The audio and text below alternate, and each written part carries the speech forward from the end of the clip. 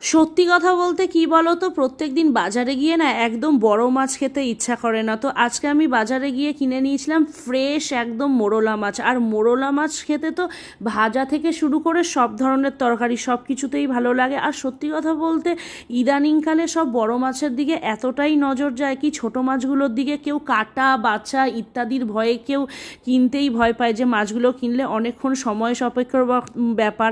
আর সময় সাপেক্ষ যেই জিনিসটার ওপরেই লাগে সেইটাই কিন্তু সবসময় ভালো হয়। কেন কি সময় সেই জিনিসটার ওপরেই লাগে যেটা খুব মানে ভালো জিনিস বা ভালো একটা ফল পাওয়া যায় অ্যাটলাস। তো মোরলা মাছগুলো ভালো করে কেটে বেছে ধুয়ে নুন হলুদ মাখিয়ে দেখো কড়াইয়ে কিন্তু গরম তেলে একদম ছাকা তেলে একদম লাল লাল করে ভেজে নিয়েছি। আর হ্যাঁ, মোরলা মাছ ভাজার ট্রিক্সটা আমি তোমাদের এটাই দেবো, যখন রান্না করবে কড়াইটা খুব ভালো করে ধুয়ে পরিষ্কার করে রাখবে আর তেলটা অনেকটা হিট করবে।